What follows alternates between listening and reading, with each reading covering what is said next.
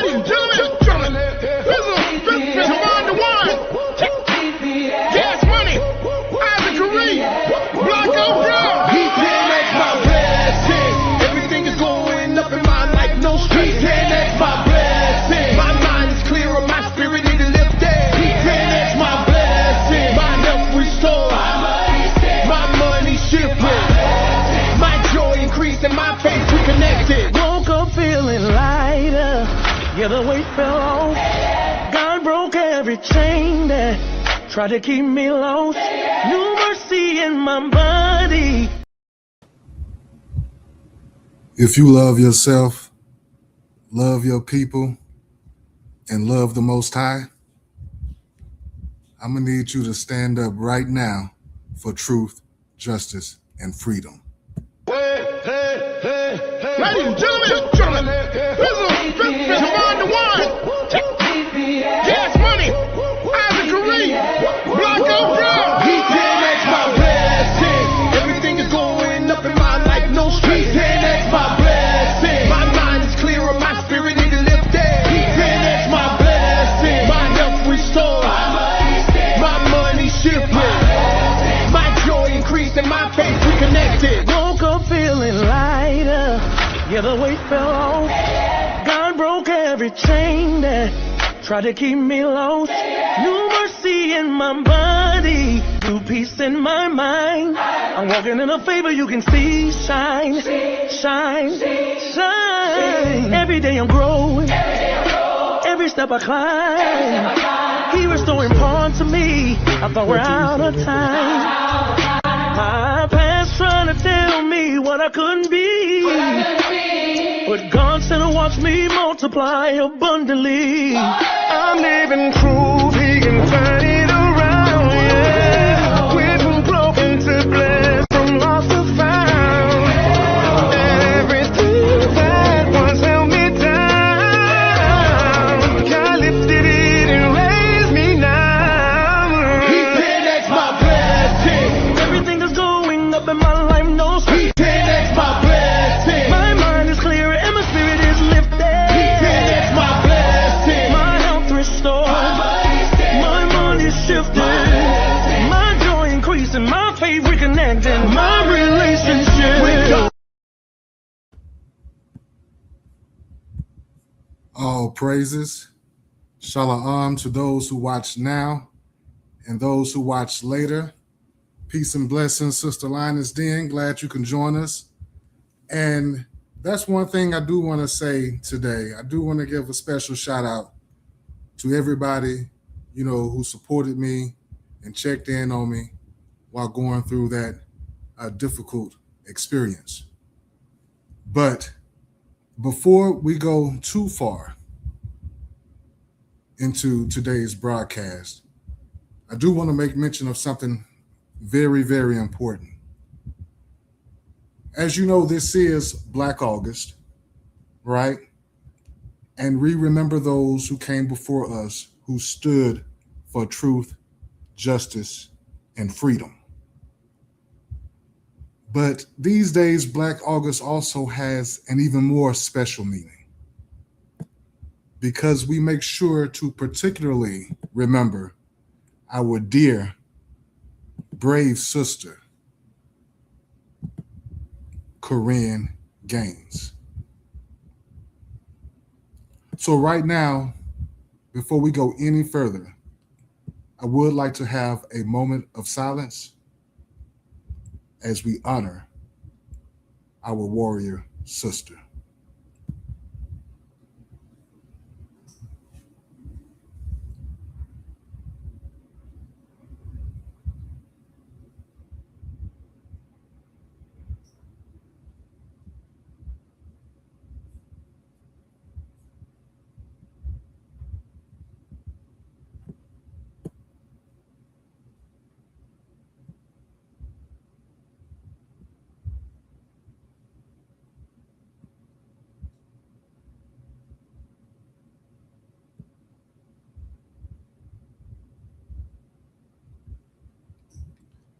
Yes. So she will always hold a special place in our hearts, in my heart.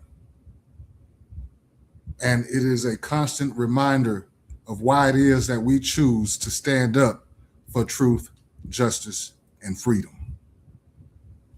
And so as you heard the title for today, the cases that were wrongfully brought against me, a couple of cases for alleged aggravated assault against police officers, was finally dismissed around, I believe, July 20th. And, you know, I got to say, I appreciate the love that I received going through that experience. It was definitely traumatizing. I'm still not going to speak too much on it right now because, you know, there are still other things that, you know, have to play out. But I especially want to thank my family. Shout out to them. I didn't realize they were going to step up in such a big way that they did, especially my mother. You know, I love you. And, you know, y'all, you know, we know it was wrongful, but, you know, they had me in solitaire supermax. To go to court, I had to have shackles on my hands and my feet. And I was just like, man, these people are really doing the most. And I was just so grateful, even on my first day of court, as I walked, you know, you can only take a few centimeters at a time shackled like that. But once I got near the courtroom, a tall black man smiled and said to me, "Mr. Coleman, I'm your attorney." So from day one, I had a lot of love and support from my family. They were in the courtroom. Something we're going to talk about a little later. We had to end up having a hearing, a bail hearing, a couple of days later. So on the first day of court, my family filled up an entire row. By the time we had the bail hearing, it was 2 rows. And for every court appearance I made, I had no less than 2 sisters with me at all times, my mother and one of my sisters. And everybody else, you know, were there in spirit and were ready to come down as necessary for trial, right? And then we had members of the community who always checked in on me, you know, sometimes listened to me as I rambled, different things of that nature, trying to get everything together. So this month, this broadcast, as we come to you guys, you know, I just want to say I love you. And I think that the best thing that we can do for this Black August is spread some Black love.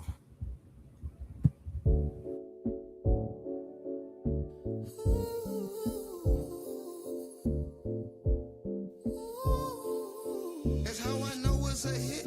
'Cause I was losing my mind without you. Wasted time on those untruths. At the end of the day, I'm glad I got you. I know what I'm feeling is love, sweet love. Now I know the sweetest love is you. The sweetest love is you. You told me from the start you wouldn't leave my heart all broken. Held me to drop my guard, and you didn't let me down on the first day open. Oh, you is my favorite part. I feel every touch of your hand. I swear you're never too far. When it comes to you, I can go on and on. The way I feel, you'll never know. You feed me love to my soul. You treat me like this is forever. 'Cause I was losing my mind without you. Wasted time on those untruths. At the end of the day, I'm glad I got you. I know what I'm feeling is love, sweet love. Now I know the sweetest love is you. The sweetest love is you. Always keep me on my toes. Surprised at the surprise I just can't ignore. I'm amazed by your power. The way you be moving me without force. Need you every hour. Don't wanna go a day without you. You're my rock and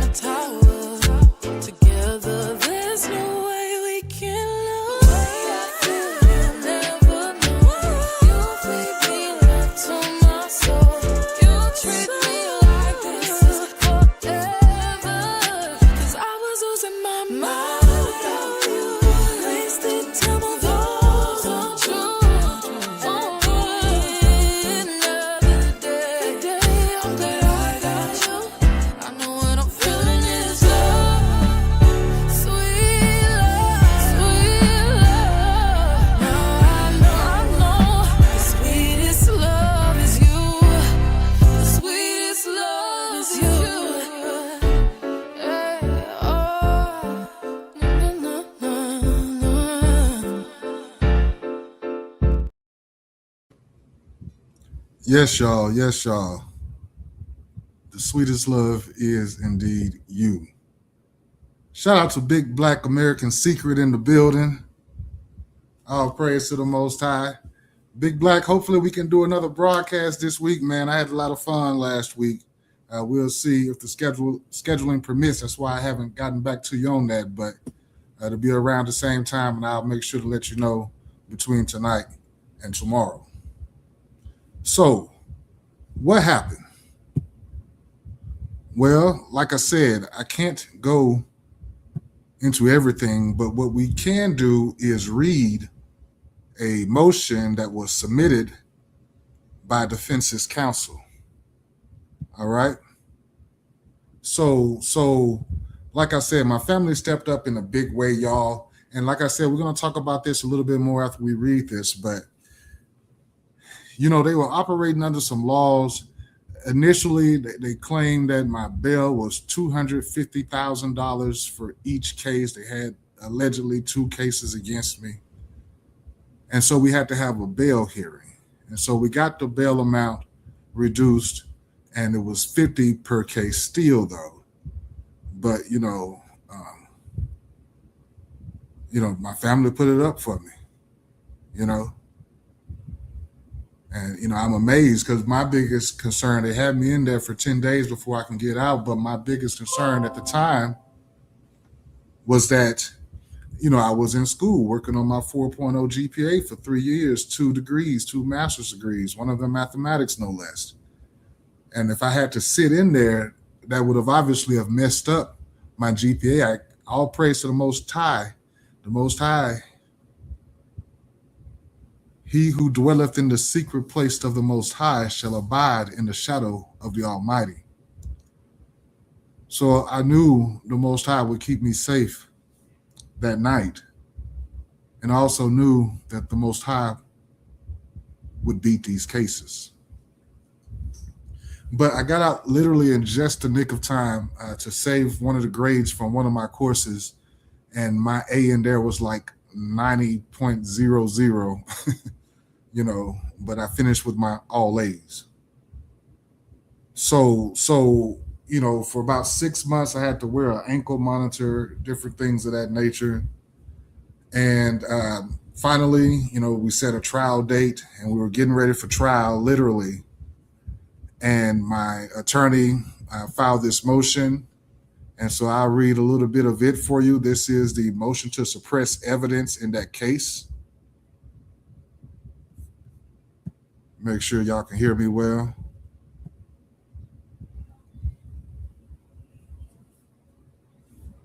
All right. Okay, so let's take a look at this motion. So they spelled my name wrong, first of all. All right. It says, comes now Kenyon Coleman, defendant in the above style, the number calls by and through his attorney of record, Byron Keith Jackson, and respectfully moves this court to suppress all evidence obtained as a result of the warrantless search and seizure of defendant and defendant's property and any statements, observations, or physical evidence derived therefrom. And in support thereof, which showed the court as follows. Here are the so-called statement of facts. All right. Thank you, Sister Linus Dan. Everything is loud and clear. We can hear very well.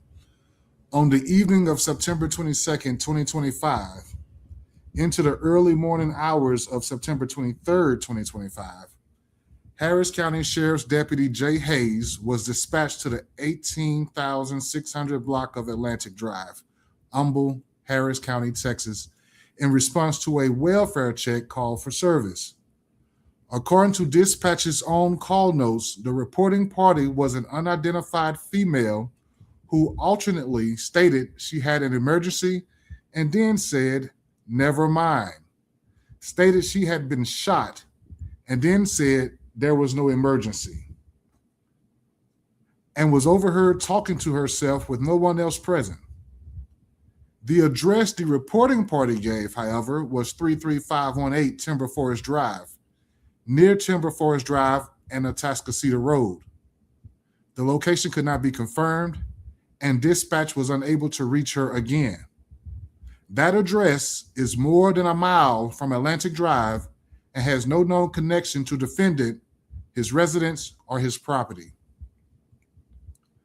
Lacking a valid address, Deputy Hayes relied on a cell phone location ping that, by his own account in the offense report, tracks to the nearest road and not the exact location of the cell phone. Hayes first searched the Timberlake's apartments near the ping and found no disturbance or information corroborating the call.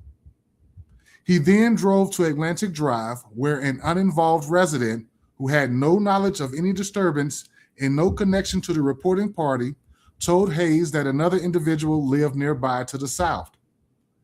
Acting solely on that secondhand tip, Hayes proceeded south and there encountered defendant Kenyon Coleman standing near a parked vehicle at the edge of a wooded area off the roadway.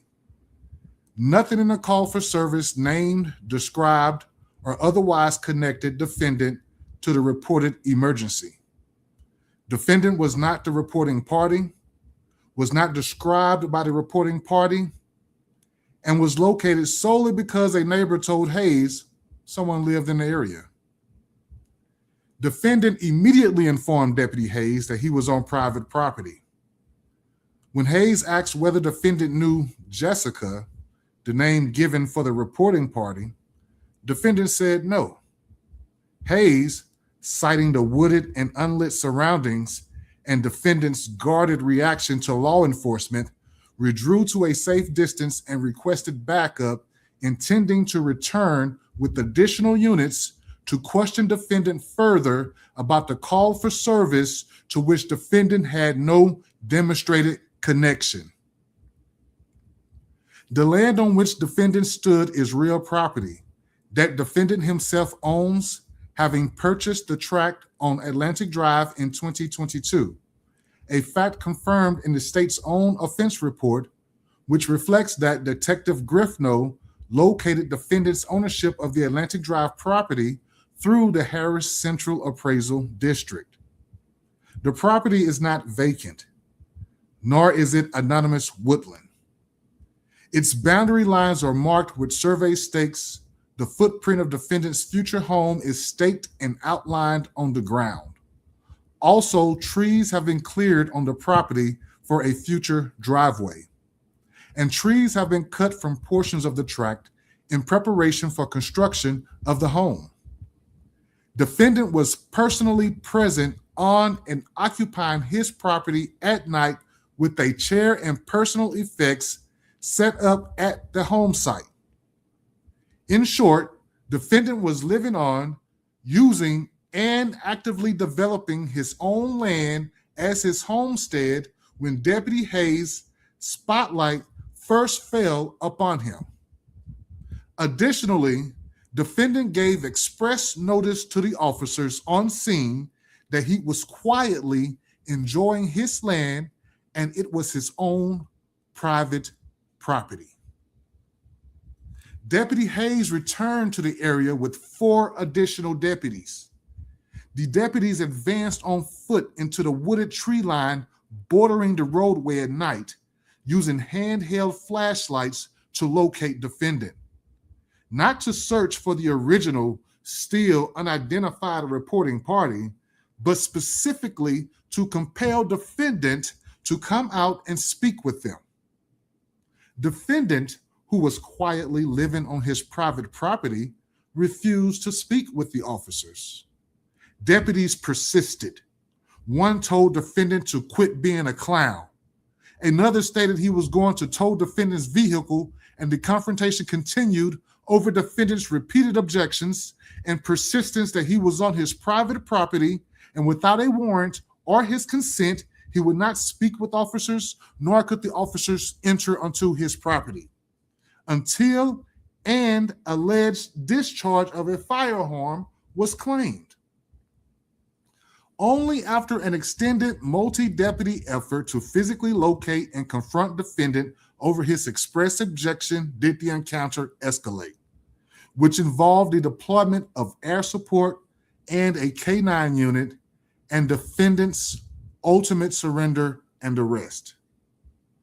In addition, during the ensuing standoff, before defendant had been arrested and without a warrant, consent, or probable cause, Deputy A. Vallejo opened and entered defendant's parked Jeep and searched its interior. According to Deputy Sorrell's own supplement, Deputy Vallejo realized the vehicle was unlocked and attempted to locate any identification information for the male inside, and searched the vehicle, locating defendant's identification card and vehicle registration information, which deputies then used to identify defendant. Deputies had already announced their intent to tow the vehicle as leverage to force defendant to come out and submit to questioning. And following the arrest, the vehicle was in fact seized and towed at Deputy Sorrell's direction. All right. So that would be the facts of the case. So let's go ahead and continue until the argument and authorities. Again, if you're just joining us, this is what the defense counsel filed in court just days before apparently the cases ended up being dismissed. And we'll go over that a little bit in a second as well. So it says, the Fourth Amendment to the United States Constitution and Article 1, Section 9 of the Texas Constitution protect against unreasonable searches and seizures, including warrantless entries onto the curtilage of a person's property. A warrantless search, a curtilage is treated as part of the home itself for Fourth Amendment purposes. A warrantless search or seizure is per se unreasonable unless it falls within a recognized exception and the state bears the burden of proving the applicability of any such exception. Evidence obtained in violation of the Constitution or the laws of the state of Texas or the United States shall not be admitted into evidence. So that's what the purpose of a motion to suppress is. You're trying to say that because this evidence violated Fourth Amendment rights, it cannot and should not be used as evidence in court. And so many times what would happen is if one were to have a successful motion to suppress, if the motion is granted, then sometimes that can end a prosecution's case right there because they will lack sufficient evidence to continue. So it's a very key tool that is used by defense attorneys in criminal cases. The Fourth Amendment protects people, not places, and safeguards any area in which a person has exhibited an actual subjective expectation of privacy that society is prepared to recognize as reasonable. Here, 5 uniformed deputies physically advanced at night to the edge of and into the wooded tree line of defendant owns property, sweeping the property with flashlights and spotlights for the express purpose of locating, extracting, and interrogating defendant. An information gathering physical intrusion that is a search under Jones and Jardines, undertaken without a warrant and without consent and over defendant's repeated contemporaneous objection. The area deputies targeted was moreover curtilage, the area immediately surrounding and associated with the home, which is treated as part of the home itself for Fourth Amendment purposes. Curtilage is this is very important. Curtilage is identified by reference to 4 factors. 1, the proximity of the area to the home. 2, whether the area is included within an enclosure surrounding the home. 3, the nature of the uses to which the area is put. And 4, the steps taken by the resident to protect the area from observation by passersby. And you can see United States v. Dunn for more information on that. Every Dunn factor supports defendant. The site deputies penetrated is the staked and outlined footprint of defendant's home, reached by a cleared driveway cut from the roadway on a tract whose boundary lines are marked by survey stakes. The ground has been cleared of trees in preparation for construction, and defendant was actually present, occupying, and residing on the site at night with a chair and personal effects at the home site.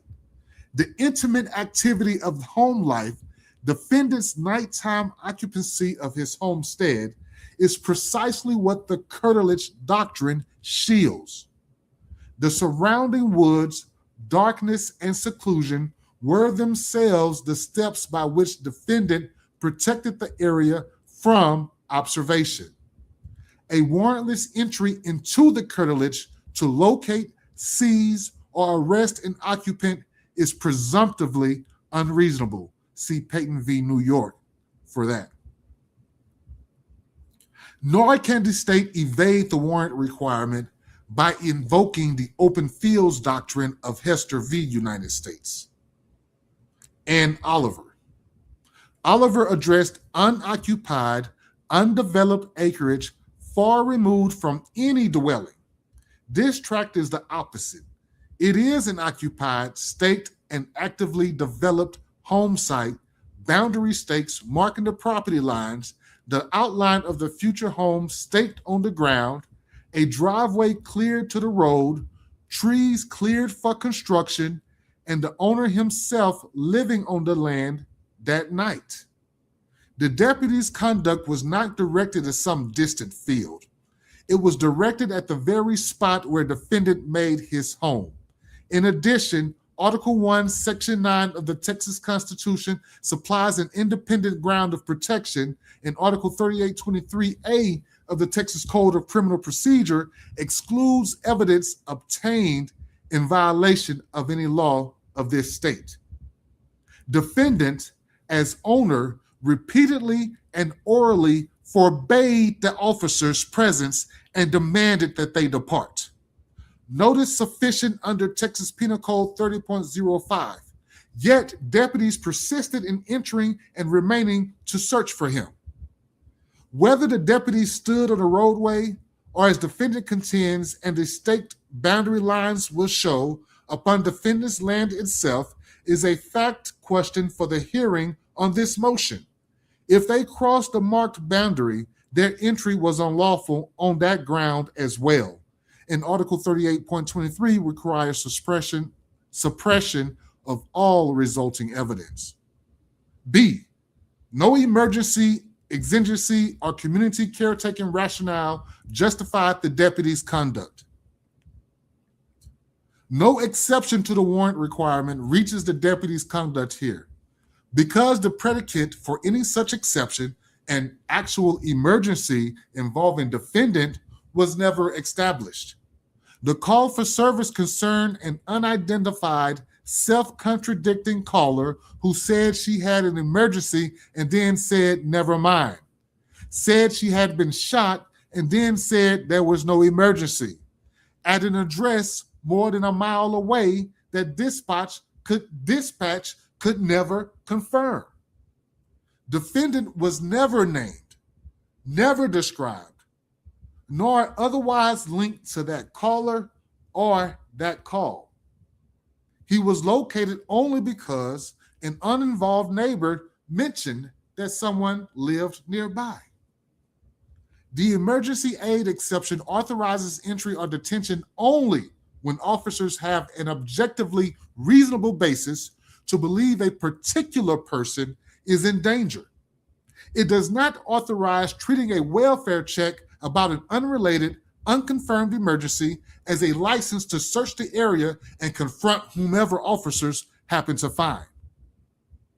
The Supreme Court has likewise rejected any broader, free-floating community caretaking rationale for entries onto a home or its curtilage untethered to an actual articulable emergency. The deputies here had no articulable basis to believe defendant was in danger or had committed any offense. He was at most a potential witness located by chance during a search for someone else. A welfare check directed at a different unconfirmed emergency more than a mile away does not authorize deputies to corner and search for an unrelated third party on his own property. So I need y'all to listen up very carefully to these arguments. You know, every time we get cases like this, we have to pay attention because we are learning more and more about Fourth Amendment rights and arguments. All right. Shout out to Abilene Building Community in the building. Y'all make sure y'all go over there and join their channel and make sure you support. Okay, let's get back to it. All right. So we have here C. Defendant did not consent. He expressly and repeatedly objected. Make sure y'all can see everything. All right. Defendant also did not consent to deputies' entry onto or search of his property or person. To the contrary, defendant affirmatively and repeatedly objected, informing deputies they were on private property and refusing to come out or speak with them. First to Deputy Hayes alone, and again more emphatically after deputies returned with 4 additional officers and advanced into the tree line. Under the Texas Constitution, the state must prove the voluntariness of any consent by clear and convincing evidence. You can see Carmouche v. State on that. Defendants express repeated objection forecloses any claim of consent. D. The warrantless search and seizure of defendant's vehicle was also unconstitutional. The warrantless search of defendant's Jeep independently violated the Fourth Amendment in Article 1, Section 9. Searches conducted without a warrant are per se unreasonable, subject only to a few specifically established and well-delineated exceptions.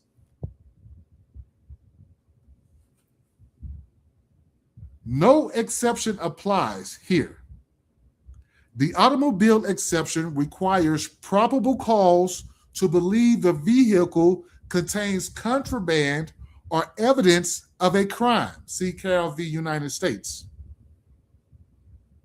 And by Deputy Sorrell's own account, the deputies entered the unlocked Jeep not upon any probable cause, but simply to locate any identification information about defendant. A purely investigative rummaging for identity evidence. The search was not incident to arrest.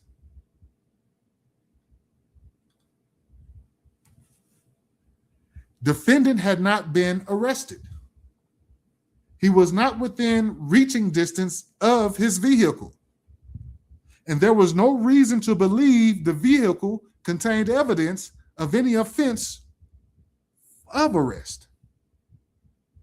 Nor can the entry be defended as an inventory. An inventory search must follow lawful impoundment conducted pursuant to standardized criteria and must not be a ruse for a general rummaging in order to discover incriminating evidence. See, that's the thing about it, y'all. You know, some people say, you know, when police come up to you and ask you, do you mind if I search your vehicle? Yes, I mind. I don't want you rummaging through my things. I don't want a complete stranger going through my personal effects. Because what some people don't understand, your personal things are an extension of you. So going through your things without your permission is the same type of violation of touching someone without their permission. And we just don't give enough weight to these rights to be secure from unreasonable searches and seizures of our person, our papers, our effects, and our things. Here, the threatened tow was itself deployed as coercion, announced to defendant expressly to force him from his property, and the interior search preceded any impoundment and served only investigation. The vehicle's location compounds the violation. The Jeep was parked at the entrance to defendant's property, adjacent to the cleared driveway serving his staked home site. The automobile exception does not permit an officer, uninvited and without a warrant, to enter the curtilage of a home in order to search a vehicle parked there. To whatever extent deputies entered upon defendant's land or used their unlawful confrontation with defendant as the occasion to access, search, seize, and tow his vehicle, the search and seizure were unlawful, and their fruits, including defendant's identification card, registration documents, the identification of defendant derived therefrom, and all observations made during the entry must be suppressed.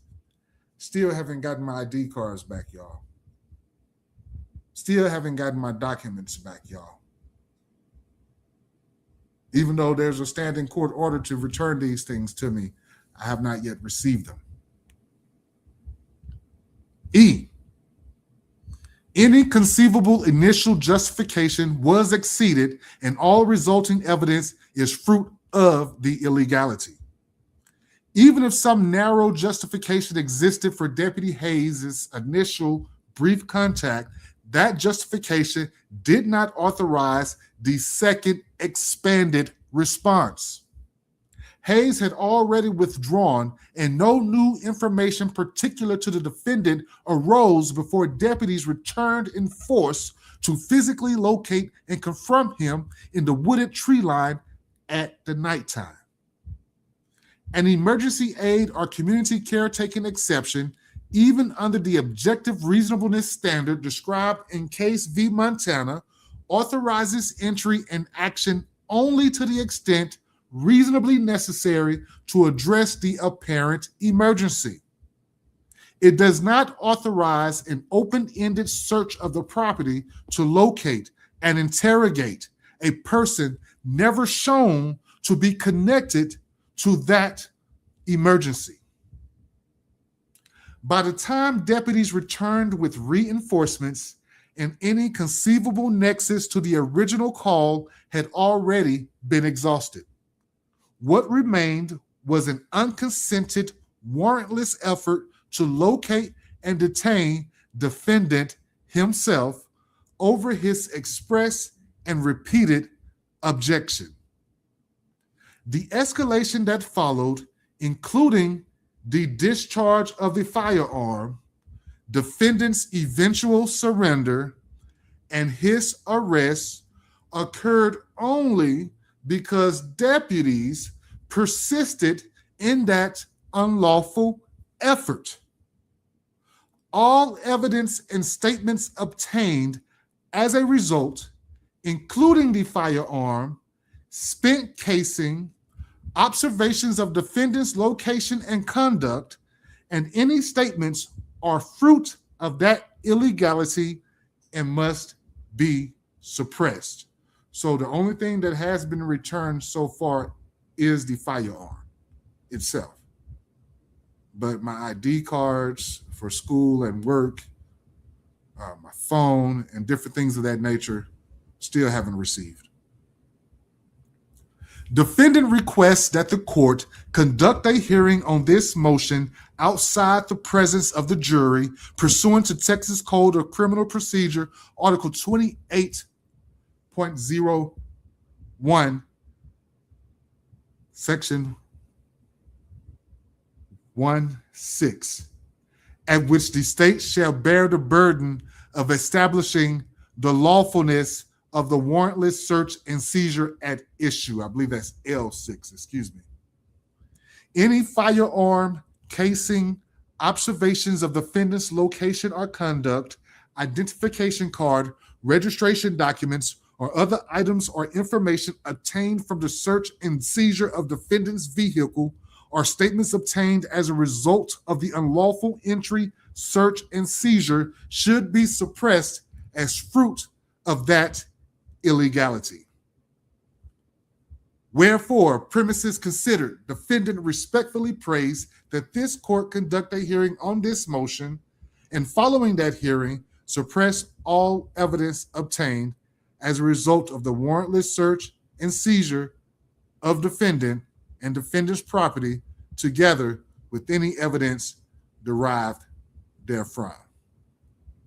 Okay? So that would be the motion that was put forth, the motion to suppress that was put forth by my attorney. And then as we marched towards trial about a week or so later, a hearing was set for July 23rd on that motion. And I believe it were that Monday, July 20th, I was working on some documents or evidence, pulling together some evidence for my case. And then all of a sudden, I get a text from my attorney stating that both cases had been dismissed. They cited some type of statement as to unable to prove PC or unable to prove beyond a reasonable doubt. I'm not exactly sure. But, we're going to stay vigilant, right? Because I'm going to tell you one thing that really hurt. Many things that hurt, but one thing that hurt is the fact that you had these police officers crawling all over my social media pages. I mean, we already knew that they did things like this, but to just know for sure, they sought a warrant for my Facebook page, y'all. And what was crazy about that warrant, they sought my Facebook history for the last 25 years, y'all. 25. Y'all, I don't even know if I've been on Facebook for 25 years. I don't even know if Facebook has even been around for 25 years. So, that's what we're going to talk about this next segment. Some of the changes that we need to advocate for, that we need to move towards for a better day. But as for my case, if you're asking what happens now, well, right now, the cases are dismissed. So I guess we just have to say, only God can judge me now. Perhaps I was blind to the facts. Stabbed in the back, I couldn't trust my own hopes. Just the bust dirty bats. Will I succeed? Paranoid from the weed. And hocus pocus, try to focus, but I can't see. And in my mind, I'm a blind man doing time. Look to my future, cause my past is all behind me. Is it a crime to fight for what is mine? Everybody's dying. Tell me what's the use in trying? I've been trapped since birth. Cautious, cause I'm cursed. And fantasies of my family in the hurt. And they say it's the white man I fear, but it's my own kind doing all the killing here. I can't lie, ain't no love for the other side. Jealousy inside, make them wish I died. Oh my Lord, tell me what I'm living for. Everybody's dropping, got me knocking on heaven's door. And all my memories of seeing brothers bleed, and everybody grieves, but still nobody sees. Recollect your thoughts, don't get caught up in the mix, cause the media is full of dirty tricks. Only God can judge me. Yeah, baby. Only God can judge me. Only God can judge me. All praise to the Most High.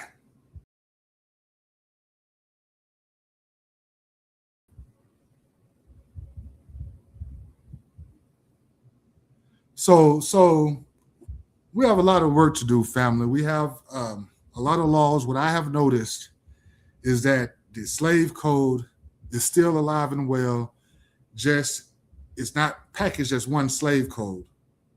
And it certainly doesn't say Negroes, right?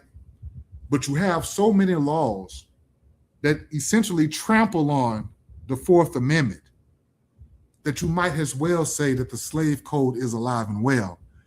And what the broader audience ought to be concerned about is because there is no longer specifically the words for Negro, although you can have racist actors act like that. And not only do you have racists who do it on purpose, it's the subconsciousness in America's history of what they have done to our people. You see, because in that same slave code, it also stated that we were not allowed to carry a weapon, nor were we allowed to defend ourselves. So it is no wonder that in modern day cases, we see that there is an overreaction sometimes if a Black person is exercising their right to bear arms. And then sometimes we just don't get that benefit of the doubt in cases where an individual may be claiming self-defense. We just don't get that benefit of the doubt. And too much benefit of the doubt is given sometimes to some of these police officers. All praise to the Most High. Is it possible to sue them? Well, that's something we'll have to look into. All right? That's something we'll have to look into. Thank you guys for watching and listening. So listen, before we get ready to get out of here, family, all right, we're going to have to organize. We're going to have to come together. All right? Shout out to PLAP and everything it does. It's still here. It's not going anywhere, and we need to recruit more young people so that we can make sure it continues to grow for generations to come. All right? Like I said before, there are other organizations out there doing a mighty work as well. So make sure you keep in contact with them. But what we also need as a community is we need a political network. We're going to have to put forth cases, federal cases, for laws that we see that are unconstitutional, to have them deemed unconstitutional. But because this American system has a flaw in its inception, in that almost everything is political, just in case you have some judges who may be afraid to declare those laws unconstitutional, then we also have to be ready to move politically. That means we remove from office, do not vote for those who continue to put forth these unlawful statutes or refuse to repeal them. We run for office ourselves if need be, put our own people in. Whatever we have to do, so long as the person stands for truth, justice, and freedom. We have to look under every rock. Okay? Because I know some people may tell you, you shouldn't vote or it doesn't matter and all that stuff. I know. I get it too. I get it. I do. But they just don't know what I know. And I'm telling you, it is going to be better that we try to have people who believe in truth, justice, and freedom in these positions if they're going to be people stopping us on the street, filing cases against us, and judging us. It might as well be people who believe in truth, justice, and freedom. Now, I do want to say, in a case like this doesn't get dismissed unless at some point, somewhere, at least somebody decides to do the right thing. Okay, but we need that across the board, not in just one case. And I told y'all before, sometimes depending on where you live, circumstances can still be different. We need a consistent face of justice across this entire country. So we want to make sure that we have a mechanism that we can reach each other immediately when there's an issue that needs to be discussed, dealt with, or advanced or advocated for. And when we have our people running for office, we can immediately know who they are before we go to the ballot box. All right? You guys need to be the mayors. You guys need to be the sheriffs, the judges, the governors. You are the lawgivers because the law is written on your heart. Because of what we've been through, we know what's right and we know what's wrong. So, in honor of those who have come before us, in honor of those who have lost their lives or gave their lives in this fight for truth, justice, and freedom, we want to do all that we can as a people to see this through until the end. So that's what we're going to focus on moving forward, you guys, for the most part. I'm not a social media person like that. I just want to come on here and virtually show my face to you. Like I said, shout out to everybody listening and watching. Sister Linus Den. I know she has a channel over there that's huge as well. Brother Big Black American Secret. He has a channel. Okay. And of course, Abilene Building Community are doing big things over there, y'all. They are getting the nation to grow gardens, to have our own food and different things of that nature. And they even have some powerful, powerful lectures coming up on the cross and the lynching tree. So you can go over to Abilene Building Community to get more information on that. Okay. As a matter of fact, even though the lecture will be in person, you can still get a link to watch it on the day of if you just sign up at the Zephy site to support. So what I'll do is I'll put that link in the chat for you guys, because something that people have been talking about lately, Black people don't hang themselves, right? Black people don't hang themselves, but yet we have seen a lot of unfortunate situations that need to be properly investigated, because it seems like something is definitely afoot. So I think this lecture is actually timely, would be provided by Miss Olinka Green, a very powerful voice in our community. So y'all make sure y'all go over there and support Abilene Building Community so they can help spread this message to everyone. So with that, once again, I love you, family. Thank you so much for your love and support. We will continue this good fight. Okay? And make sure you remember one thing I've always told you. Be careful. You got some people who are just ignorant and some people, who could be put there to try to be a stumbling block for you, right? But we don't have to do anything illegal. We don't do anything illegal. And I tell y'all all the time, if somebody comes up to you talking about something illegal, see, what they're trying to do is they're trying to get you to say something and then bring the wrongful prosecution against you and then bear down with the weight of the state to get you to take a plea deal. That's what they're trying to do. Okay? So when somebody comes up to you talking about something illegal, just tell them, no, thank you. I have to go to Bible study. Now, folk, I know all y'all don't deal in the Bible. We just saying something. Okay? If you know the connection between the cross and the lynching tree, then you'll understand why I say that. But you tell them, no, thank you. I have to go to Bible study. All right? Because I want you to be careful. To me, they use too much social media for courtroom purposes. To me, that makes it a joke. So I want you to be careful when you could just be simply expressing yourselves and no one understands how we talk to each other, but they may try to use that against you in court.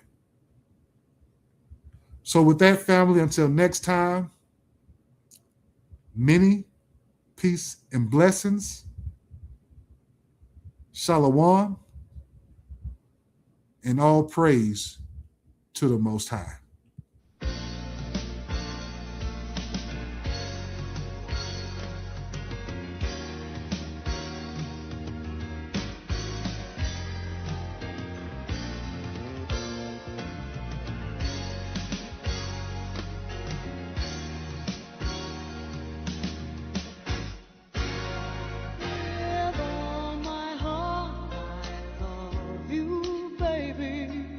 Stay with me, we'll see my heart, my heart.